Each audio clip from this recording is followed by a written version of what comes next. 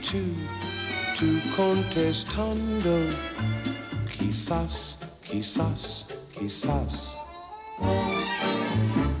Estás perdiendo el tiempo pensando, pensando.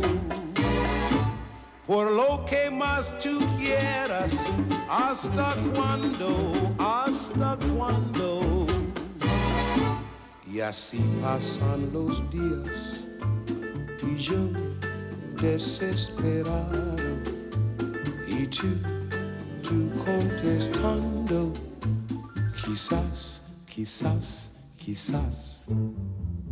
Bine v-am găsit, stimați telespectatori! Invitații noștri sunt doi profesioniști ai presei, în ordine alfabetică, Emilia Șercan și Cătălin Tolontan. Vreau să vă spun ceva. La începutul lui februarie, când protestele din Piața Victoriei erau în toi, am prins-o în direct la televizor pe doamna ministru de interne, care spunea, citez: am remarcat implicarea unor formatori de opinie pentru susținerea acestor proteste de stradă. Și am auzit, printre alte numele Emilia Șercan, Cătălin Tolontan. Atunci mi-a venit ideea să vă invit împreună, pentru că m-am gândit în anii 50 ați fi făcut parte dintr-un lot, cum au fost pe vremuri lotul Noica și alte loturi. Voi ați fi fost lotul instigatorilor din presă. Chiar, cum ați spune lotului vostru? Lotul instigatorilor, e cel mai bun. Și tu?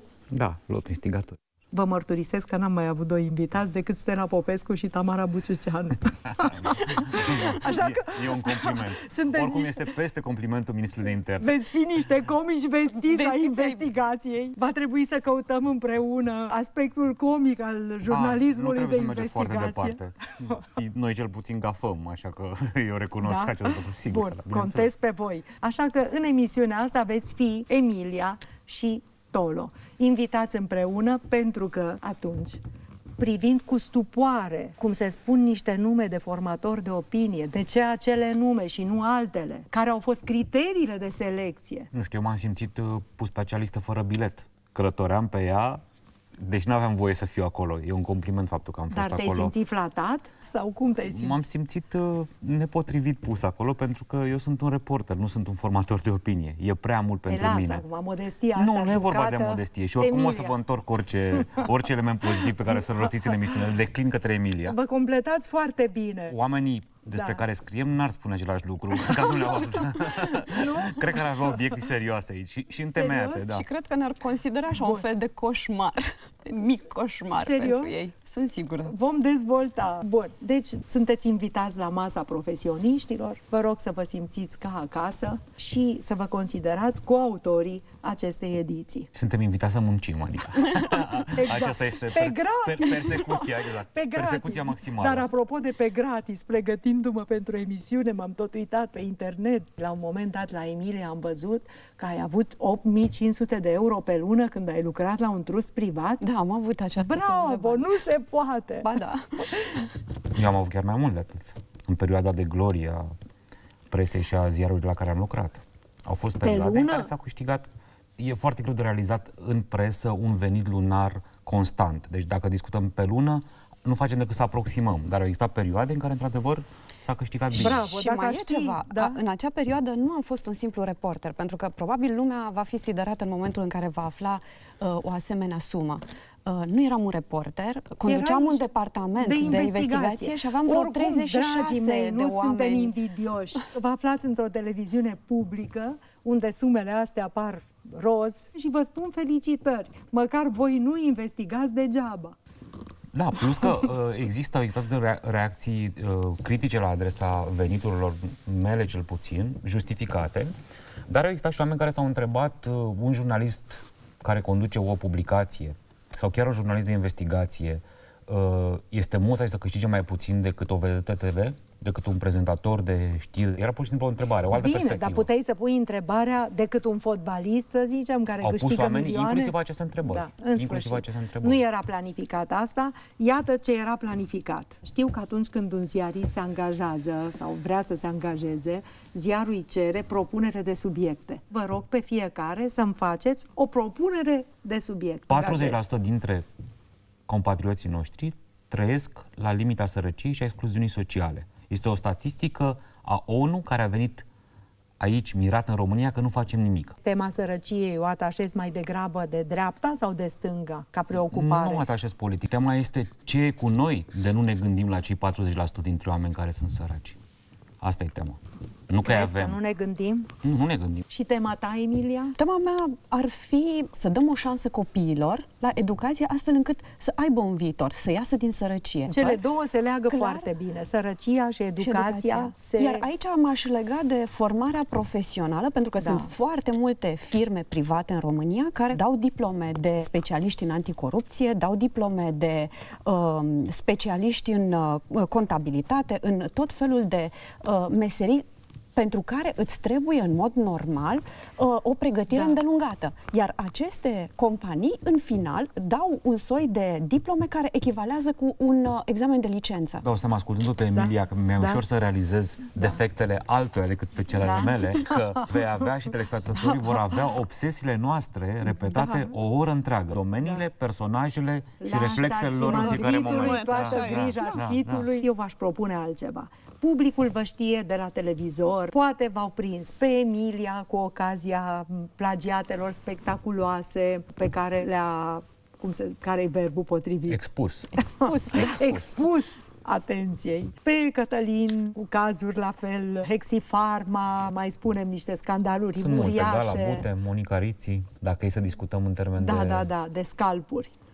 Sau de compasiune, de pildă. Dar asta deja nu mă depășește pe mine. Pentru că noi judecăm pe oameni în niciun caz, slavă Domnului. Suntem într-o democrație în care oamenii sunt judecați de către tribunale obiective, care ascultă ambele versiuni. Trăim într-o lume perfectă? Nu trăim într-o lume perfectă, trăim într-un precursor al democrației. Să sperăm. Bun. Emisiunea noastră nu o facem nici pentru Ministerul de Interne, nici pentru corul antic din piață. O facem pentru un marțian care peste 200 de ani s-ar uita la voi și ar vrea să înțeleagă ceva din ce înseamnă meseria de jurnalist, de investigație. Trebuie să ai o structură psihică specială sau nu ca să faci meseria asta? Dacă ne uităm în momentul de față la piața media din România, vom constata că sunt foarte puțini ziariști de investigație. Absolut. Probabil că putem să-i numărăm autentici. Mai ales că meseria nici nu există, de altfel. Meseria nici nu există. Pentru că nu există ziariști de investigație, există ziariști de fapt. De fapt. Pentru că investigații sunt înainte de orice o știre, adică o curiozitate. Da,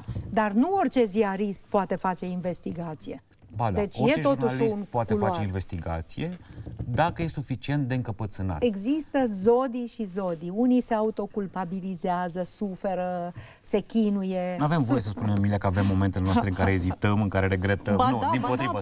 Putem ne puteți aduce niște oase însângerate din care să mâncăm în această emisiune. Eu v-am invitat zicând că aveți coteul vostru autist. Dacă cumva ieșim din acest rol, vom fi pedepsiți. Când ți-ai auzit numele în lotul formatorilor de opinie vinovați, ai zis că e o confuzie, că nu meriți atâta onoare. Eu nu am. Pe când, Emilia, tu ce ai simțit? Și pentru mine a fost aproape un șoc. Pentru că nu îmi venea să cred că numele meu este pus acolo, pe acea listă.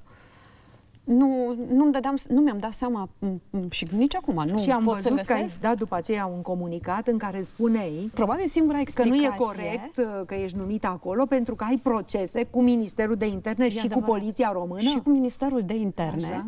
Însă cu cine mai ai procese? Am mai multe procese. Câte procese ai? Sunt 11 instituții pe care eu le-am dat în judecată pentru că au refuzat să-mi răspundă la solicitări pe care le-am formulat în baza legii liberului acces la informațiile de interes public. Informații pe care eu le-am cerut pentru a scrie materiale, nu pentru mine, ci pentru public, pentru cei care sunt interesați, nu mi-au fost puse la dispoziție și atunci... Nici nu ți s-a răspuns? Nu mi s-a răspuns, iar ceea ce eu fac acum este dau în judecată aceste instituții pentru a încerca... Le-ai dat sau o să le dai? Nu, le-am dat. Le-am dat. Am procese 11 instituții, printre care și Ministerul de Interne, și Academia de Poliție, și Ministerul Afacerilor Externe și Administrația Prezidențială. Eu o să le spun telespectatorilor că nu ești ceea ce se cheamă o procesomană. Nu sunt nicio formă. Sunteți în deplină sănătate mentală. Emilia e și profesoară la Facultatea de Jurnalism. Ce predai? Predau tehnici de investigare jurnalistică, predau tehnici de redactare. E și autoarea unui doctorat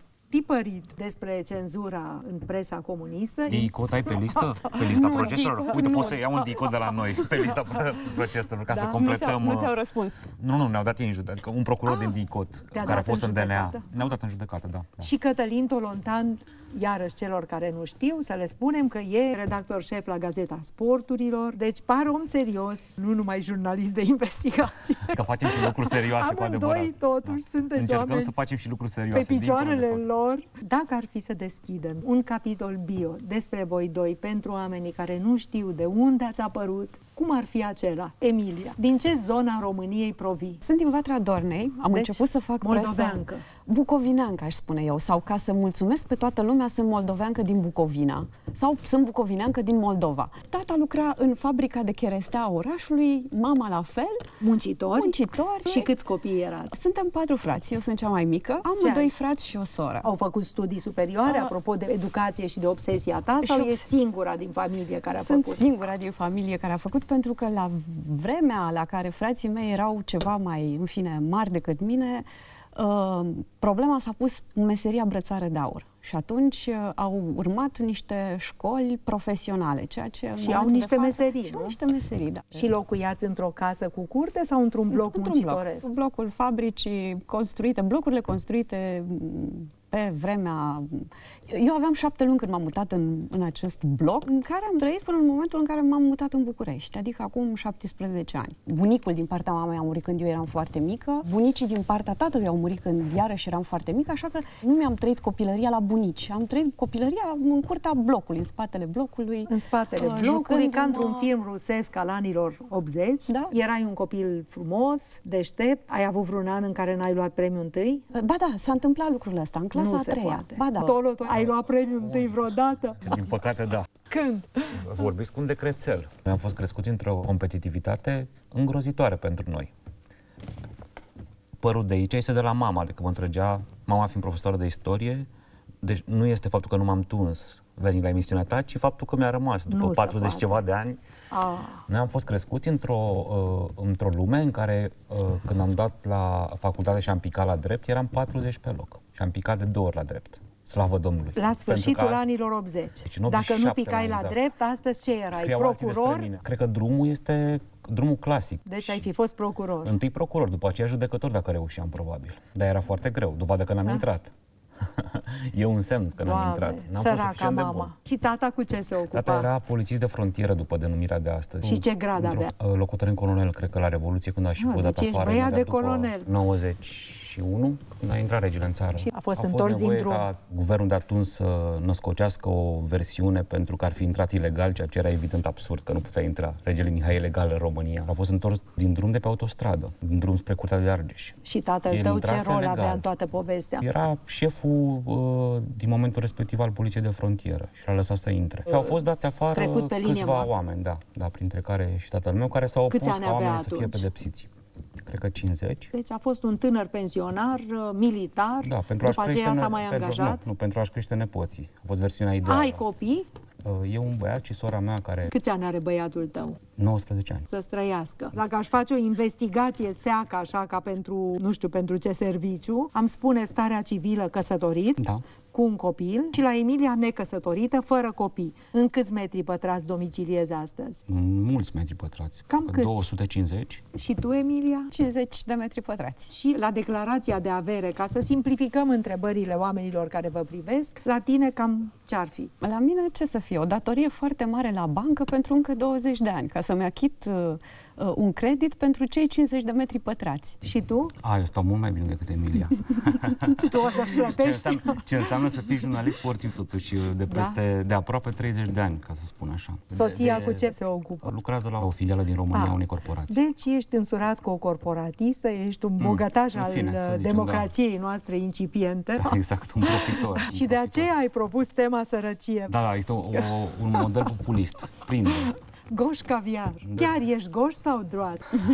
Asta e o întrebare la care chiar vreau și eu să aflu răspunsul. Dacă nu știe nici Emilia, dacă sunt de stânga sau de dreapta, nu, bănuiesc că ești de stânga. Sunt absolut difuz. Dar cu nuanțe de stânga. Mai degrabă cu nuanțe de stânga, în sensul în care consider că avem nevoie de șanse pentru toți cei care trăiesc acum în România. Fără șanse pentru copii, în primul rând, nu ne putem dezvolta ca țară. Dacă asta înseamnă să fii de stânga, atunci da, sunt de stânga. Și tu, Emilia? Eu sunt categoric de dreapta. Mă regăsesc în tot ceea ce înseamnă politici de dreapta. Cred că lucrurile astea s-au accentuat în perioada în care mi-am făcut doctoratul în cenzura comunistă și când am citit foarte mult despre comunism. Telespectatorii de pe Marte observă cu foarte mare ușurință că atât Emilia cât și eu evităm discuțiile politice. Pentru că sunt pentru noi, din punct de vedere al unui jurnalist de investigație, un punct vulnerabil. Oricum suntem atacați pe toate palierele vieții noastre. Și personale și profesionale. Sunteți atacați? Lucrul acesta. Doamne, cred că atâta lume vă iubește. Nu n-ați prins ziua când Emilia a aplicat aceeași normă de plagiat la șefa DNA, așa cum o aplicase la Gabriel Oprea. În momentul acela, Emilia n-a mai fost. M-am documentat. N-a mai fost bună. Dintre miile de fire electrice pe care putea călca, a ales să calce pe firul doctoratul șefei DNA. Da, asta n-a fost o greșeală. Nu, a fost o opțiune. Da. A fost o... putea opta și putea să nu... Nu, eu cred că era obligată de onestitate profesională să facă ceea ce a făcut. Asta. Așa este. Dacă bine, a fost o chestiune de timing. Citind zecile, sutele de comentarii, era un comentariu destul de bun referitor la timing. Tot timpul se pune problema. Da? Exact. Dacă este Niciodată nu-i momentul potrivit. Niciodată nu-i momentul potrivit. Și vă răspund acum. Mă întreb și eu dacă era momentul potrivit. potrivit. Și eu cu ce răspunde Laura Kövesi, care a întrebată despre timing, dacă acum era momentul să dea drumul unui dosar, dacă nu cumva în campanie electorală, dacă chiar acum când s-a format guvernul, când a căzut guvernul, când este guvernul la mijloc, a răspuns nu facem dosarele în funcție de timp. La fel, Emilia Șercan n-a făcut analiza despre Laura Codruța Kövesi și teza sa de doctorat în funcție de niciun timing. Un citat din Emilia de pe site-ul ei.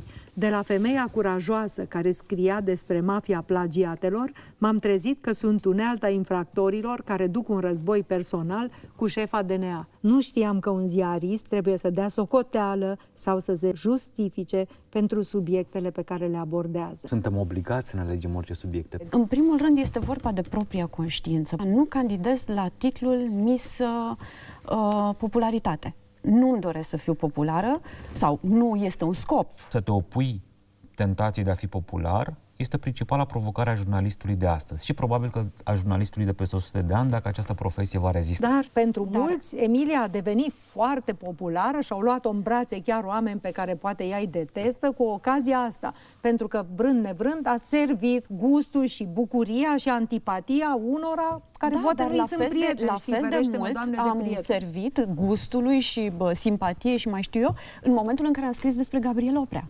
Sau în momentul în care am scris despre Adrian Năstase. Sau atunci când am scris despre Dan Ioan Popescu. Indiferent, întotdeauna când vei scrie despre cineva, o parte va aplauda frenetic și va spune, ia uite bine că a abordat și acest subiect. În sfârșit, cine vrea accesează internetul, blogul tău și găsește toate poveștile astea. Hai că v-am invitat pentru chestii inedite, nu pentru chestiuni deja fumate. Sau credeți că nu e fumat subiectul ăsta? În fine, nu e fumat în primul rând opoziția la popularitate. De pildă, acum 20 ceva de ani scriam în Prosport, ziarul la care lucram, despre falsificarea vârstei gimnastelor din România. Și oamenii ne-au spus că distrugem gimnastica din România și luăm... Exact. Atunci primeam 30 de scrisori pe zi. Și mă întreb cum am fi reacționat atunci dacă am fi avut un val de zeci de mii de mesaje împotriva noastră, am mai fi avut curajul de a scrie lucrurile acelea și n-am un răspuns. Vă spun foarte sincer, nu am un răspuns astăzi. Pentru că atunci când ai un val de ostilitate în fața ta și este valul de ostilitate pe care îl are presa din toată lumea în legătură cu orice subiect. Există o caricatură foarte simpatică în New York Times cu unul dintre pasageri strigând către un pilot: acest pilot egoist a rupt contactul cu oamenii obișnuiți ca noi și cu pasageri obișnuiți. Să-ți de acord să conduc eu avionul în locul lui?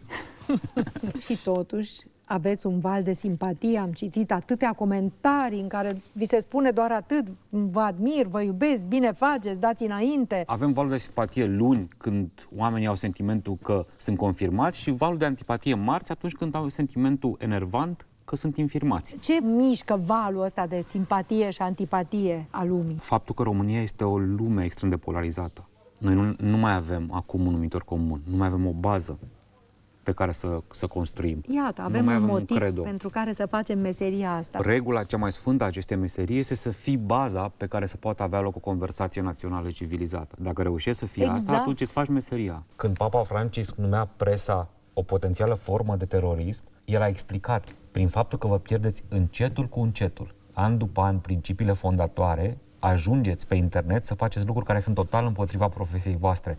Niciodată nu cazi Ce dintr-o frumos dată. a zis Papa Francisc Da, asta. niciodată Când nu a cazi spus-o? dintr-o dată, acum 2 luni de zile. Da? Niciodată Frumos. nu cazi dintr-o dată în păcat cu adevărat. Niciodată nu-ți pierzi, pentru că te-ai trezi. Dacă ți-ai pierde normele profesionale dintr-o dată, te-ai trezi. Dacă ți le pierzi în 3 ani, Treptat. 5 ani, în 10 ani, nu-ți mai dai seama. Prețul de cost al unor adevăruri spuse din când în când, și voi sunteți dintre cei care ați lansat pe piață multe adevăruri extrem prea de mare. dureroase. Prețul E de cost foarte este prea mare. mare. Am Da. văzut-o pe șefa DNA, tot la televizor, mergând undeva la o biserică și acolo, un ins cu un microfon, se ținea după ea, dar ce faceți la biserică? Dar de ce vreți să puneți florile? Dar ce nu știu ce?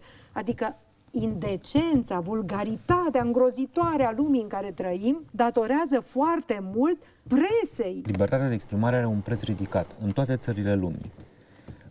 Putem accepta să nu fim în această lume sau să fim în această lume. Există și varianta Coreea de Nord, unde nu va exista niciodată un ziarist care să se ducă Doamne. purtând o cameră de la vederi să-l întrebe pe șeful procuraturii nimic. Există un preț al acestei profesii. De asta nici nu vrem să fim populari.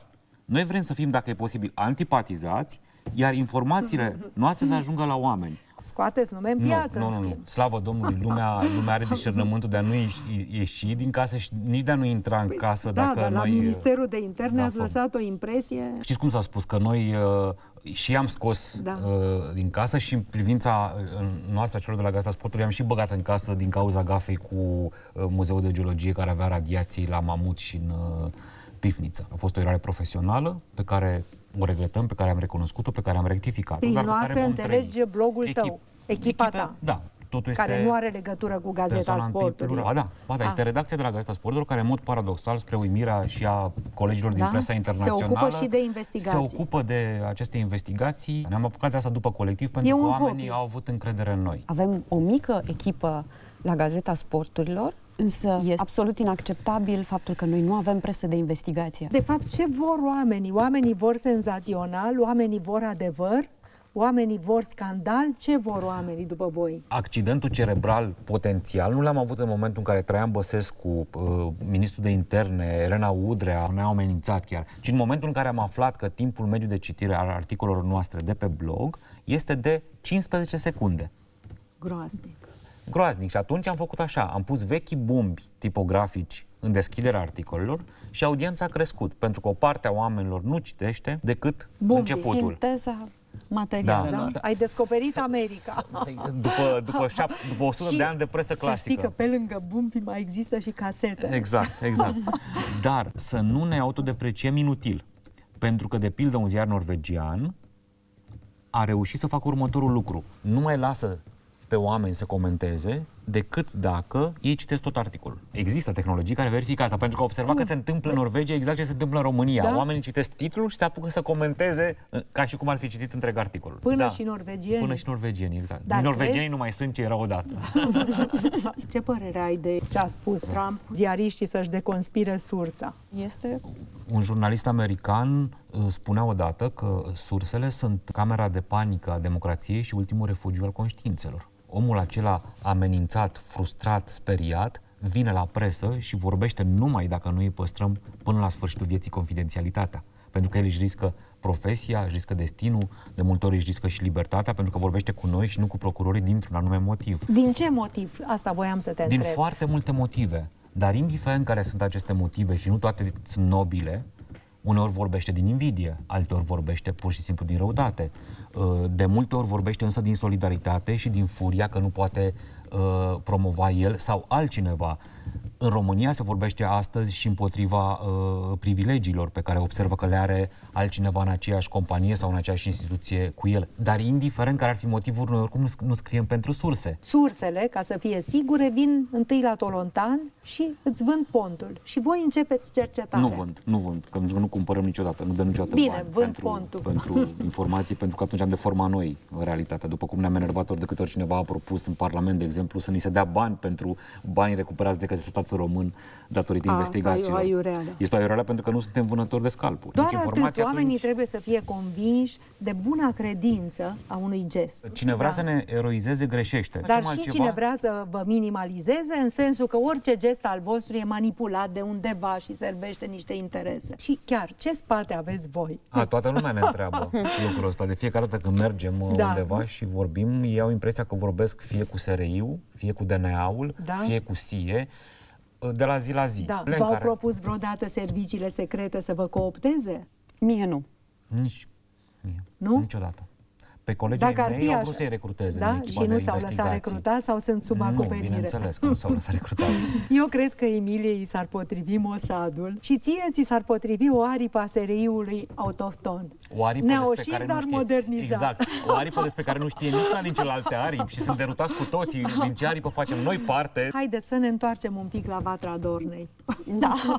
E o amintire care a contribuit foarte mult la formarea mea. Un moment de nedreptate majoră care mi s-a întâmplat în clasa a 3-a, acea clasa a 3-a când nu am primit premiul întâi. Învățătoarea ne ținea foarte mult peste programul de 4 ore. Făceam gramatică și matematică încă 4 ore față de programul pe care îl aveam. La un moment dat, învățătoarea a spus că ne va lăsa să plecăm acasă mai devreme dacă vom răspunde corect. Erau niște exerciții de matematică. Am ieșit la tablă, am răspuns corect. În momentul în care mă așteptam să o aud pe învățătoare că îmi spune poți să pleci acasă, îmi spune să mă așez în bancă. Mi s-a părut un gest de o îngrozitor de mare nedreptate. Am luat așa într-un soi de expresie a revoltei personale, am luat acele caiete, le-am trântit de bancă și am spus eu în momentul ăsta mă enervez și plec acasă. În momentul în care am ajuns acasă, suna telefonul. Era învățătoarea care suna cumva să preîntâmpine momentul în care eu aveam să le povestesc părinților episodul de la școală. Și cred că acea nedreptate mă marca foarte mult. Doamne, și acum te face să suferi. Și probabil pe fondul leului din mine, căutător de dreptate, probabil că undeva în străfundurile mele s-a format personalitatea mea, plecând de la acest moment. Cu aerul tău. Dumnezeule, ce înseamnă ambiția! Și am un moment oarecum asemănător, în sensul că în liceu, eram în liceu de informatică din București, matematică fizică numărul 1. De lângă Piața 1 Mai? Exact, rătăcit acolo. Un liceu bun. Cred că este cel mai bun din țară, ca să exacerbez ego-ul. Și profesoara de română a venit dintr-o dată la mine, nervoasă după ce scrisesem prima compunere, din clasa 9-a, spunându-mi că am copiat și să scot cartea după care am copiat. Pentru că nu avea ce să caute într-o clasă de matematică fizică autorul compunerii respective. Spre deosebire de Emilia, care are o furie formatoare, la mine furia dura vreo 2 minute, că am încercat să o lămuresc că n-am copiat, că aia e lucrarea mea, că mai copiam și eu, dar la matematică, nu la română. Și am trecut peste episodul respectiv. Deci de la Vatra Dornei copilul a ajuns la București după ce a studiat jurnalismul la Sibiu. Veneam dintr-un mic oraș stațiune turistică, un oraș foarte verde, un oraș foarte liniștit. Tu veneai de la Băi? De la Băi, exact, în acest tumult. Unde Tolontan se simte ca acasă, că el e regățean. Deci avem la masă Moldova, țara românească și Transilvania. Da, iar eu am copilărit în șantierul nesfârșit al Bucureștiului anilor 70, când practic s-a construit și s-a dărâmat, din păcate, în foarte multe zone ale orașului. Eu sunt un copil crescut cu cheia de gât între blocuri. E o generație întreagă. Când ai lansat pe piață cazul Hexifarm, am citit și eu. După ce s-a terminat totul, am citit ca pe un roman polițist toată povestea. Dar cum a rămas? De ce firma asta avea sediul într-o clădire a SRI-ului? SRI-ul n-a dat răspunsuri la cele mai importante probleme care țin de tangența dintre Serviciul Român de Informație și aceste firme, bineînțeles. Ai dat în judecată și SRI-ul? Nu. De ce? Acum nu. În cele 11, ție ți-au răspuns? Mie mi-au răspuns. Uite, la întrebările pe Emilia să întrebe. Legate de doctorate și de doctorate plagiate și alte lucruri care țineau de academia lor, da, mi-au răspuns. Dar ce crezi? Un sediu care aparține SRI-ului, asta poate fi interpretat sau nu? Cum privește un jurnalist de investigație? SRI-ului clădirea? Blocul a fost al SRI-ului. Al SRI-ului. Da. După aia a ajuns al angajaților SRI-ului. Dar e un bloc al SRI-ului, cum mai luau, da? Ai întrebat la SRI povestea asta și nu ți-au răspuns? Am dat un răspuns care nu avea legătură cu blocul ăla, n-au găsit nici acum care este... Poate nu e adevărat, poate nu e blocul lor. Nu, este blocul lor, asta au răspuns. Au admis că este blocul lor, și? Dar am cerut detalii, am vrut să aflăm de când este blocul lor, cum l-au dobândit, care a fost relația cu Hexifarma. Concluzia noastră este că SRI-ul are și el o responsabilitate în cazul Hexifarma, pentru că nu e normal ca o firmă care falsifica o chestiune de sănătate publică să nu fie în atenția Serviciului Român de Informații și este dezonorant pentru ei, cu atât mai mult să aibă ei înșiși. Întrebare, cât la sută crezi că ar fi posibil ca această firmă chiar să fie aparținut SRI-ului? Ne-am pus și noi această întrebare. Ni se pare însă o nebunie totală dacă un serviciu român de informații nu-și controlează firmele și lasă un om lipsit de orice discernământ profesional, în primul rând, să opereze o astfel de firmă. Însă nu am nicio simpatie față de SRI, dimpotrivă, pentru că nu-și retrag oamenii din presă. Ai o listă cu acoperiții din presă? Nu, atunci pe ce te bazezi? Pe declarația lor, i-au recunoscut ca oameni în presă. Un jurnalist care este al SRI-ului nu reprezintă publicul sau sursa cu care vorbește, ci reprezintă Serviciul Român de Informații, ceea ce nu este în regulă. Este ca și cum ai avea un avocat care nu te-ar apăra pe tine, ci ar apăra pe procurori. Adică vii cu teoria, nu fi slugă la doi stăpâni. Exact. Iată, cred că lipsa fricii e calitatea numărul 1 a unui jurnalist de investigație. Nu, cred că prezența fricii de a greși e mai important decât lipsa fricii de orice altceva. Da. Pentru că responsabilitatea este foarte mare. Sunteți suspicioși de infire? Nu, sunt doar curioasă. Am înnebunit dacă am investiga toate aceste cazuri pornind de la reaua credința celor despre care scriem. La tine, Emilia, care a fost cel mai dureros preț de cost pe care l-ai plătit pentru că ai făcut și faci meseria asta? Singurătatea. Există riscuri ale acestei profesii în privința tensiunii, stresului, presiunii și, într-adevăr, tentații de a o lua razna. De a crede că ești cel mai important, că deții cheia peșterii fermecate, că poți să umilești oameni și de asta este pentru mine foarte important să fii tot timpul în dubiu. Un subiect care îi vine mănușă Emiliei, fabrica de doctorate, faptul că după 89 armate de semidocs, de oameni care nu știu nici limba română, au vrut să aibă doctorat. Există o mulțime de avantaje pe care le aduce un doctorat. Avantaje cuantificabile, materiale. Cei care lucrează în sistemul public primesc 15% la salariu. Există și alt gen de avantaje. Poți să devii avocat fără să dai examen. Poți să devii general în Ministerul de Interne fără să dai un examen. Poți să devii, de exemplu, magistrat asistent la Curtea Constituțională dacă ai un doctorat. Majoritatea celor care ocupă poziții publice în momentul de față sunt și doctori. Bine, dar foarte mulți am înțeles că acum fac cereri prin care vor să renunțe la titlul de doctor, la care n-a ajuns încă scandalul. Lucrul acesta nu mai este posibil. Nu mai poți să faci, din fericire, cerere de renunțare la titlul de doctor, dacă te simți cu musca pe căciulă, pentru că a venit Curtea Constituțională și a spus că nu e în regulă să renunți la un titlu pe care se presupune, se prezumă că l-ai obținut în mod corect. Deci scandalul le va cădea în cap doar când vor ocupa o funcție vizibilă. Nouă doctoratele ni se păreau o chestiune de lux. Nu, era o chestiune extrem de practică și care răspunde la următoarea întrebare. De ce, Dumnezeu, suntem atât de slabi în atât de multe profesii? Și răspunsul Emilie a fost de asta. Tu ai doctorat. Nu. N-ai nici facultate. Exact. Păi nu, dar stai că... N-am terminat nici facultatea, la un moment dat s-a propus că să intri la facultate fără bacalaureat. Deci poți să fii și doctor fără facultate. Poți să inversezi fazele. Păi, o am pe Emilie aici, n-aș mișca nimic. Mi-e frică și am venit cu carnetul de note la mine. La câte potențiale șantaje ai în arhiva la Gazeta Sporturilor, cred că 10 universități din România ți-ar da doctoratul. Ne-am gândit la un moment dat, la sfârșitul anului, să facem o glumă cinică și să anunțăm că ne extindem și în alte domenii, nu doar în sport și sănătate, și să vedem cine donează ca să ne extindem și cine donează ca să nu ne extindem. Și probabil că cei care ar fi donat ca să nu ne extindem și să rămânem. Da, v-ar fi pus pe picioare. Dar eu privindu-vă acum, chiar cum vă vedeți în viitor, și o să vă spun și cum vă văd eu. Pe Tolontan îl văd scriitor. Okay. Și mi-am dat seama că Tolontan e un scriitor refulat, citindu-i ieri pe site, relatat de la un proces fierbinte, condamnări, furie, zgomot. Și cum își încheie Tolontan reportajul. Prin jaluzelele verticale, soarele atacă de deasupra orizontului, dar ziua abia începe. Ce ridică, mă! Și acum spune profesora de română că am copiat de undeva. Iar Emilia, pe Emilia o văd așa ca arsenic și dantelă veche, plină de umor, o să numeri cadavrele din pivnița unei democrații incipiente. O văd înconjurată de multă iubire, pe un pachebot, unde nimeni nu o să bănuiască că făptura asta bălaie. Câte cariere a frânt. Am brâncit pe scări atâtea personaje importante care și-au rupt gâtul. Și vreau să-mi faci aici un top. Aș începe cu primul personaj vizibil, cunoscut, cu fostul ministru al integrării europene, Hildegard Puvac. Cred că ea a fost primul ministru care și-a dat demisia în urma unei anchete pe care am scris-o. Apoi Adrian Năstase,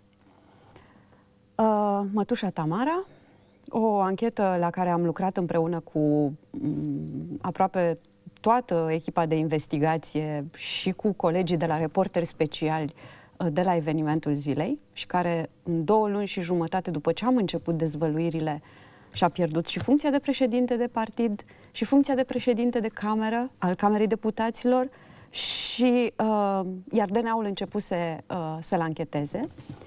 Apoi Dan Ioan Popescu, un alt greu al Partidului Social-Democrat, Bogdan Buzăianu, acel băiat, cel mai deștept băiat din Energie, Petre Tobă, Neculae Onțanu, iar Gabriel Oprea, într-adevăr, și-a pierdut doctoratul după dezvăluirile pe care le-am făcut în vara lui 2015. Și ce reacție ai avut? Respectiv, ți-a trimis un buchet de flori? Nu. Investigând pe internet despre Emilia, am citit o secvență colosală. Emilia lucra la evenimentul zilei și vântul i-a trimis de ziua ei, cel puțin așa nu, povestește. era de ziua lui. De ziua lui. Flori și vin. Nu, și șampanie Dom Perignon. Bun. Cine scrie acolo că Emilia s-a enervat, ai luat florile și șampania și te-ai dus și ce ai făcut cu ele? Și de ce ți le-a trimis? Îl cunoșteai deja? Nu, scriam despre era o anchetă în desfășurare? Afacerile lui. Lui Sorin Ovidiu Vântu i-au plăcut întotdeauna gesturile spectaculoase.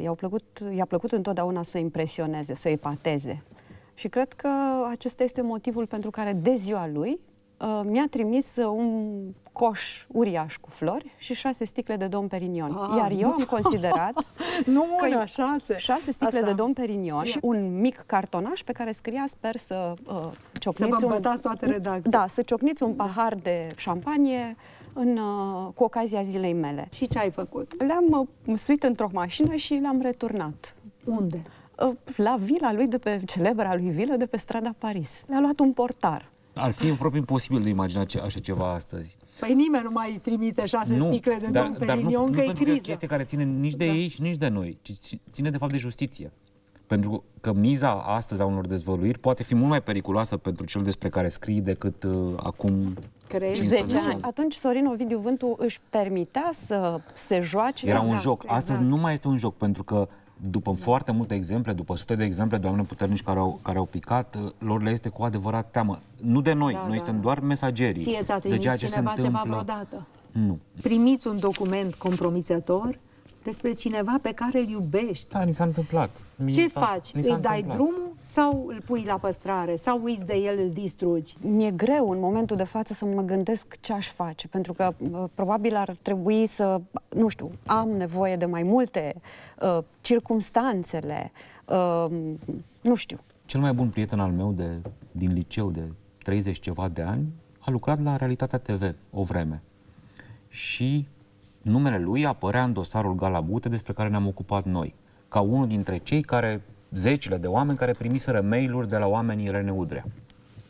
Am publicat respectiv un mail și este cel mai bun prieten. Mai este? Mai este cel mai bun prieten. Evident că am avut un moment de furie în care ne-am aruncat lucruri, dar am rămas prieten. Ceea ce este meritul lui, că am rămas prieten, nu al meu. Eu spun ce aș face. Eu n-aș avea tăria să arunc în piața publică un document compromițător despre un om pe care îl iubesc. Faptele sunt încăpățânate, noi nu avem pretenția că scoatem la lumină adevărul. În sfârșit, și faptele sunt, ca să terminăm secvența adorabilă a Emiliei, care duce șampania și florile înapoi pe strada Paris și le predă expeditorului, că după câțiva ani și nu mulți, practic oferta superbă de 8.500 de euro pe lună a venit de la omul care trimisese florile și șampania. Da. Și te-ai mutat în trustul lui. Ei, această, cum să spun, fractură, cum o explici?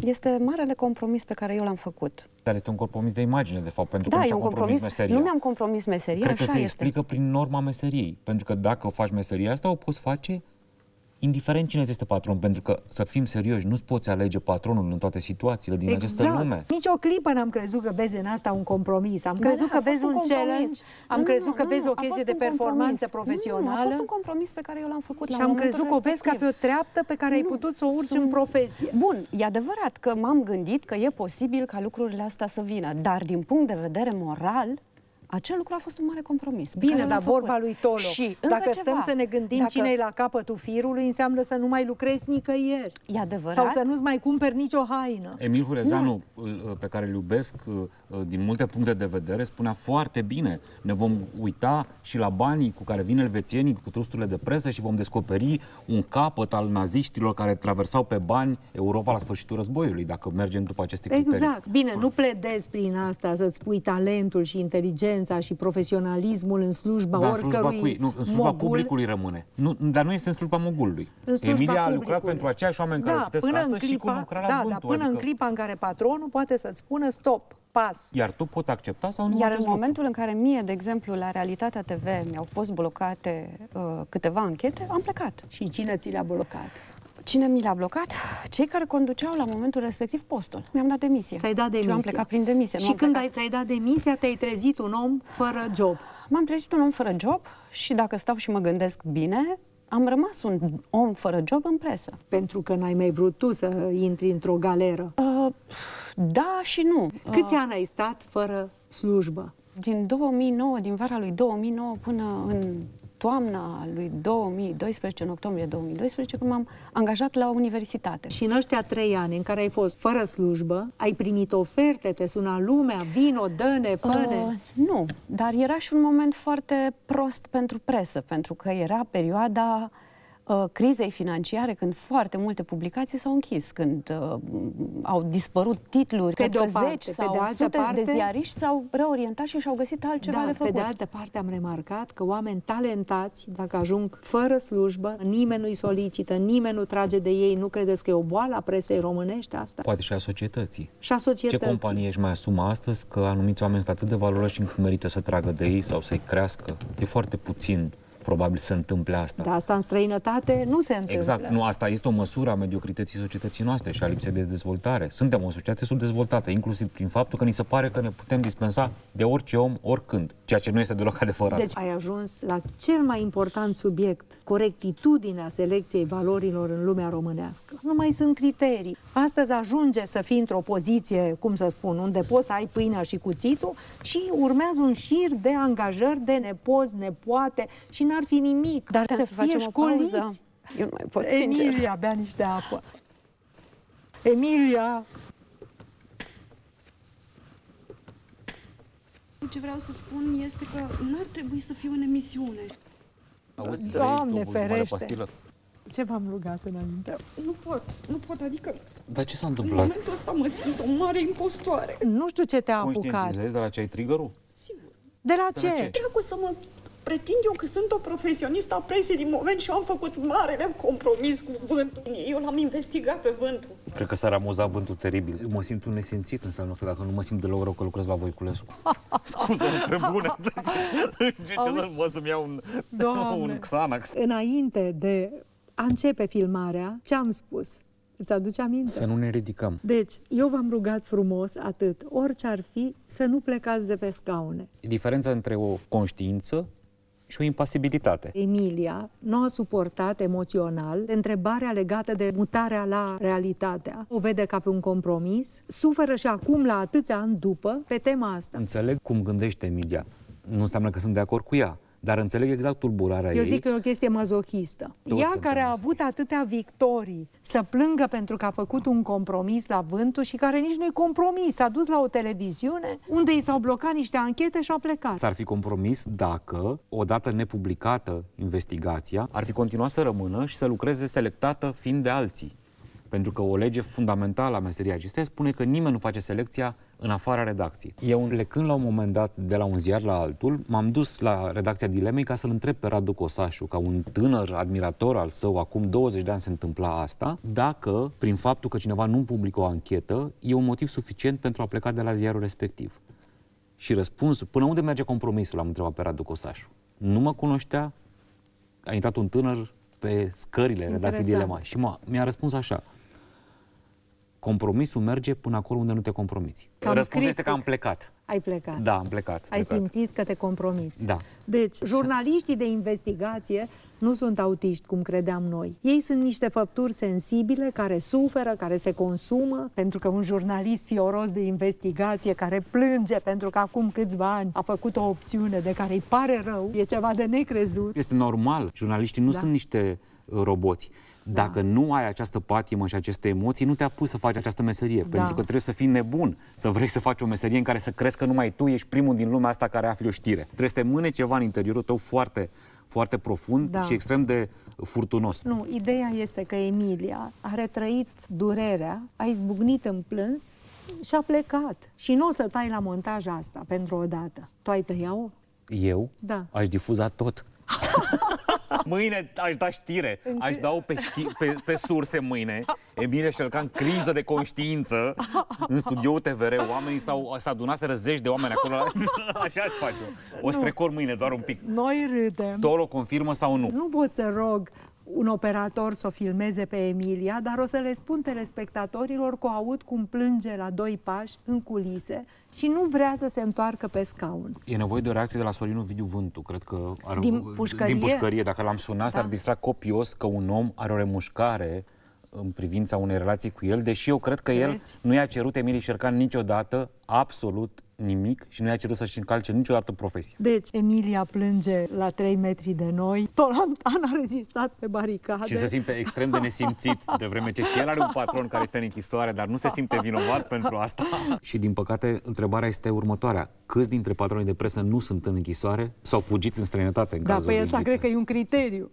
Asta e o altă problemă a presei. Este o problemă a presei. Și unele trusturi de presă sunt cu proprietari necunoscuți sau cu proprietari de fațadă. Tu nu lucrezi decât la nivelul profitului, și asta nu este treaba ta ca jurnalist, pentru cineva. Tu nu ești angajatul angajatorului tău. Te lamentai mai înainte că există servicii secrete care au ziariști sub acoperire. Mi se pare mult mai puțin grav decât dacă există servicii secrete care au posturi. Da, dar nu mă lamentam, eram pur și simplu furios pe serviciile secrete din România care au jurnaliști sub acoperire. Dacă jurnaliștii își conservă principiile profesiei, indiferent cine le este patron... Da, singurul pericol în povestea asta este că... jurnaliștii cedează. Nu, da, este se merge și în momentul X, când e foarte important, atunci se schimbă macazul, atunci se pune piciorul în prag și atunci se trimite un mesaj spre mulțime pe care alții nu l-ar trimite, drept care Emilia și-a făcut bagajul și a plecat. Și mulțimea ce face? De la post. Ascultă postul. Eu nu cred că oamenii intră în casă sau ies din casă sau se duc la meeting sau își trăiesc viața, după cum le spune Tolontan, care este ultima lor problemă și ultimul lor reper. Acum rămâne să începem și noi să plângem, pentru că până la urmă ce e meseria asta decât un șir continuu de eșecuri? Sigur. Asta am învățat-o din sport. Toată lumea crede că sportul este despre victorii. Nu. Nu. Există un singur învingător și sute, zeci, mii uneori de înfrânți. Sportul și presa este o poveste despre cum pierzi. Și, în general, viața este o poveste despre cum pierzi. A încercat cineva să te cumpere? Da, asta s-a întâmplat de mai multe ori. Nu în ultimii ani, dar în primii 15-20 de ani de meserie, da. Și? Am fugit. Propriu de foarte multe ori. Uneori te-a speriat suma sau ce ți se propunea? Nu. Niciodată n-ai intrat în amănunte? Da, exact. Nu despre sume vorbeam, ci despre circumstanțele care erau penibile. Nu, că știu că îți place Grisham și ai citit firma și nu știu ce. Crezi că dacă venea cineva cu o sumă astronomică, la Hexifarm au încercat să te oprească? Nu, niciodată. Nu? Nu. Nici șeful sinucigaș nu a venit? A fost un șoc absolut pentru toată lumea. Ceea ce am descoperit. Patronul a venit să... Am vorbit cu el. Am fost singurii jurnaliști care am apucat să vorbim cu el înainte ca el N-a venit la voi la firmă? Ne-am întâlnit undeva în oraș, o întâlnire destul de lungă, în care a spus lucrurile pe care le-am publicat. Într-un cadru privat sau la un restaurant? Nu, într-un public, eram într-un mall. Eu și colega mea, Mirela Neagu. Și trecea lume pe acolo? Sigur, dar nu știa nimeni cine este el atunci. Și ați auzit punctul de vedere? Sigur. Și el se apăra că n-a știut nimic sau că știa? El se apăra că n-a știut nimic, dar ne-a spus și lucruri pe care noi, indiferent ce s-a întâmplat cu el, nu le vom dezvălui niciodată și care sunt lucruri care țin de tot contextul în care și-a derulat el activitatea. Dar poate când o să scrii proză, când o să fii octogenarul scriitor legendar retras, și voi fi atât de uituc încât o să-mi dezvălui sursele din greșeală. Nu, cred că nu. Asta nu voi face niciodată. Nu sursele. Sursele dezvăluite în literatură sunt personaje. Sunt scriitori celebri în această lume care au fost suspectați de faptul că au fost spioni și după ce s-au apucat să scrie cărți, deși nu au fost. Poate au fost. Sau poate au fost. Și nu asta contează. Contează foarte tare ceea ce ești. Contează ceea ce rămâne. Uite, de pildă, de la Sadoveanu. Câte a fost, câte n-a fost Sadoveanu și până la urmă rămâne valoarea pe care a adus-o el în lume, frumusețea pe care a adus-o în lume. În profesia aceasta, cu mijloacele, nu poți realiza obiective bune. În jurnalism nu poți să-ți încalci principiile de dragul unui bine virtual și să-ți faci treaba ca lume. Înseamnă că desfințezi principiul pe care funcționează mii de servicii secrete, unde scopul scuză mijloacele, Păi ele așa funcționează. unde curat constituțional dau umflații. În afara țărilor au voie să încarce legea. La ei în țară nici spionii nu încalcă niciodată legea. Sau cel puțin n-au voie să încalce legea. Simți vreodată în nopțile de insomnie sau nu ai așa ceva? Ba da, că ai oameni pe conștiință? Asta este...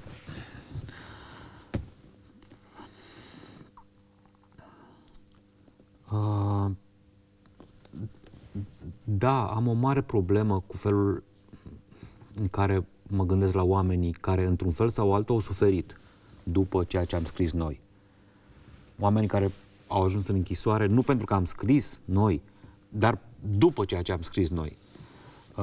Și mă gândesc la ei și uneori mă tulbură această idee. Copilul tău de 19 ani spre ce meserie se îndreaptă? Inginer de aeronautică. Mă critică ori de câte ori are ocazia și nu înțelege de ce trebuie să ne băgăm noi în toate lucrurile și să scormănim orice.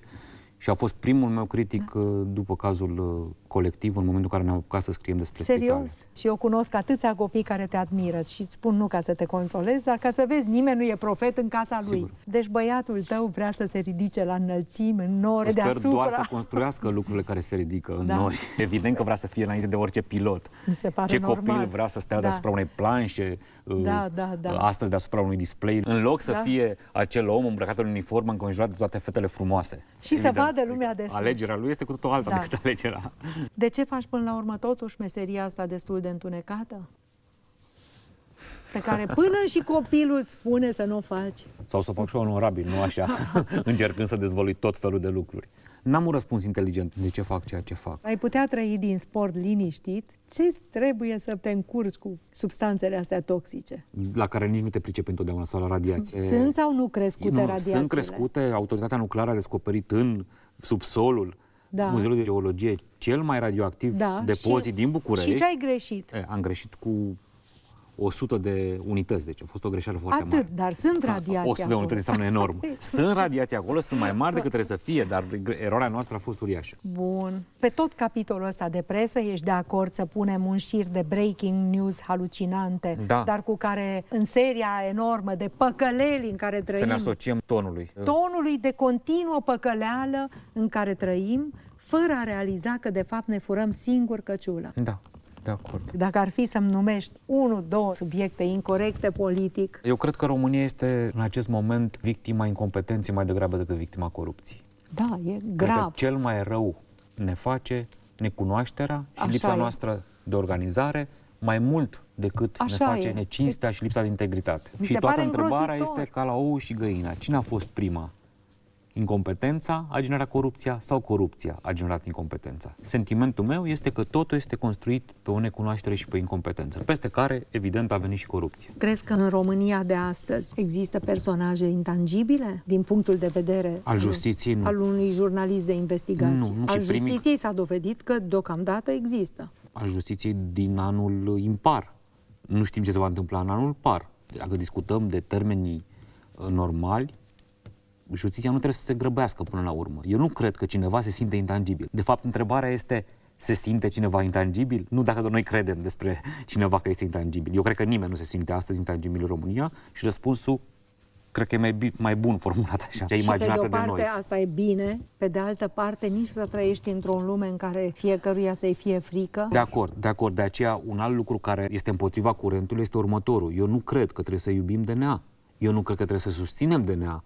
Eu cred că este inacceptabil că se vorbește enorm despre DNA și foarte puțin despre avocați, fără de care o justiție nu există. Dacă un om nu are dreptul la cea mai bună apărare și la un proces obiectiv cu două părți egale, înfruntându-se. Eu m-am crispat, de pildă, anul acesta când șefa înaltei curți de casație și justiție a venit și a spus din nou că luptă împotriva corupției. Treaba judecătorilor nu este să lupte împotriva corupției.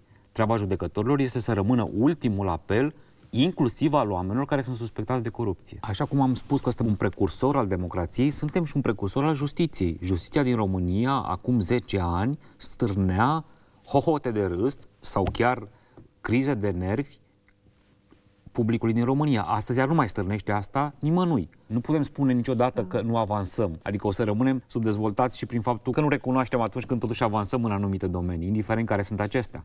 Nu sunt simpatici procurorii. Niciun om normal nu poate fi îndrăgostit de ideea de procuror sau de ideea de jurnalist de investigație. Dar ei își fac o treabă. Poți fi îndrăgostit și de ideea de procuror. Să zicem că e un procuror idealist, un om care urăște răul, un om care nu mai are viață personală ca să prindă răul și să-i sucească gâtul. Deși cred că e utopic. Dar nu-mi plac vânătorile de vrăjitoare. Sunt de acord. Nici la Ghiță, la acest personaj ridicol, până la urmă, și care, ce grad crezi că are? Nu știu. Dar nici nu cred că se lucrează pe grade de la un anumit nivel încolo. Crezi? Nu știu, cred că nu. Nici măcar la Ghiță nu m-am simțit confortabil când am fost anunțată la televizor de mii de ori că a condus odată fără carnet. Adică nu se poate să discutăm despre nivelul ăsta de... Ok, sunt absolut de acord. Și dacă mâine aș putea să mă duc să fac un interviu cu Ghiță fără să spun nimănui din statul român unde am făcut interviu, e treaba mea ca jurnalist asta. Am înțeles, ți-ai aranjat acum. Nu, am mai spus-o și văd că nu mă caută. Nu.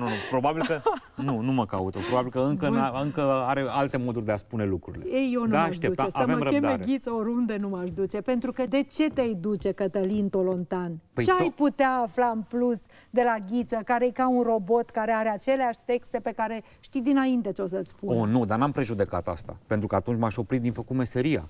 Întotdeauna voi afla câte ceva de la un om. Crezi? Da, sigur. Întâlnindu-mă cu foarte mulți oameni, aflu foarte multe lucruri și încerc să mă pun în locul lor. Aș vrea să aflu, de pildă, în afară de faptul cum a reușit să arunce în aer o rețea CIA din România, că a furnizat inclusiv numele șefilor de rețea CIA, cine îl sprijină pentru a avea, până la urmă, curajul ăsta nebunesc? Asta nu e curaj nebunesc, ci maximum de neprofesionalism. Din partea unui spion? Vorbit de profesionalism. Din partea unui spion. Dacă ai o meserie și ești profesionist în meseria pe care tu n-ai făcut-o. Eu aș vrea ca spionii să fie incompetenți ca jurnalist, ca să aflu cât mai multe lucruri pentru cetățeni. Eu aș vrea să trăiesc într-o țară în care spionul să fie spion, sereistul să fie sereist, ziaristul să fie ziarist, profesorul profesor și medicul medic. La sfârșitul discuției avem un vot în plus pentru a separa spionii și sereiștii de jurnaliști. Și din partea Eugenie Vodă. Sunt absolut ai avut de la onorat. Început, să știi. Nu, deci spune. Ce poate să-ți spună Ghiță în plus? Ar fi un interviu foarte bun. A spus tot, a dat și în plus, a inventat, cred, multe. Bun. Pot scruta dacă a inventat sau nu. Cu puterile mele, evident.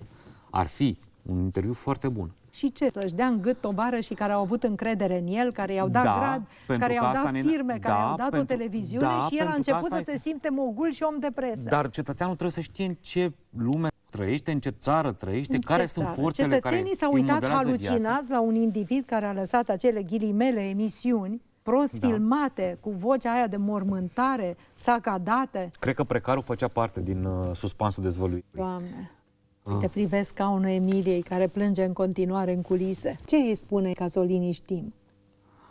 Asta poate fi un răspuns. Da, fac meseria asta și pentru că poți să lași ca unul gol, chiar într-un moment în care ești o glorie a presei din România, așa cum este Emilia astăzi. Știi că te-am cunoscut cu 5 minute înainte de emisie și pe Emilia am mai văzut-o de 2 ori, asta ca să știe cei care fac dosarele. Da. Dar asta mi se pare începutul unei frumoase prietenii. Da, mi se pare interesant pentru o meserie, adică să poți să lași un scaun gol, adică să te simți vinovat deși nu ești vinovat, pentru că de fapt și eu și Emilia suntem mesagerii unei informații care nu ne aparține, dar pe care o avem, o păstrăm și o dăm mai departe publicului. Și crezi că vântul, dacă vede secvența, o să râdă în hohote sau îi vor da lacrimile? Cred că îi va trimite din nou un buchet uriaș de flori, Emiliei.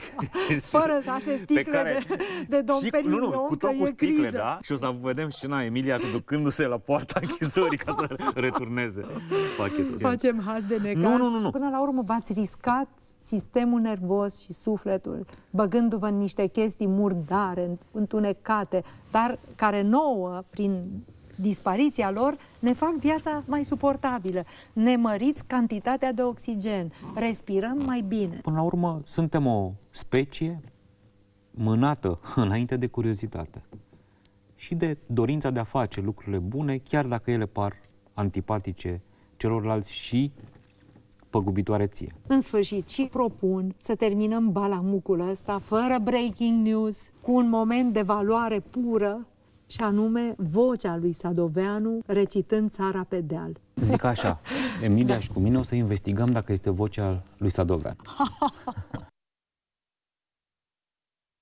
Țara pe deal, buciumul sună cu jale, turmele urc, stelele scapă în cale, apele plâng, clar izvorând în fântâne, sub un salcâm, dragă, mă aștepți tu pe mine.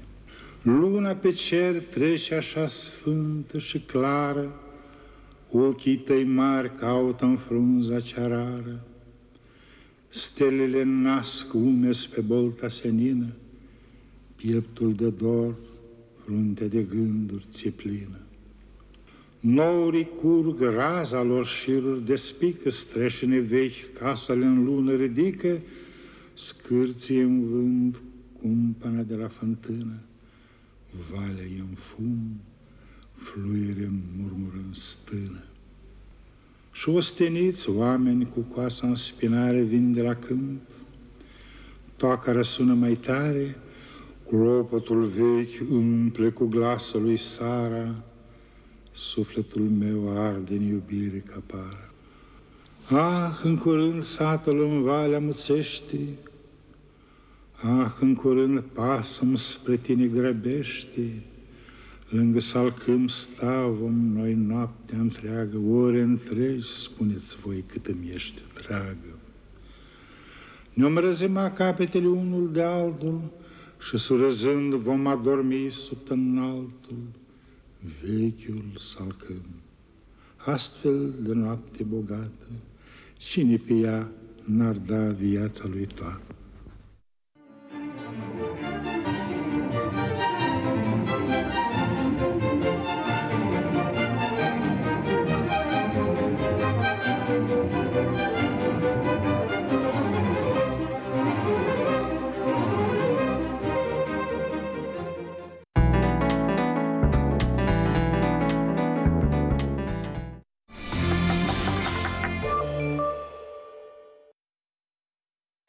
Dero, de peste 50 de ani alături de femeile din România, știe că e timpul să susținem visurile româncelor. Intră pe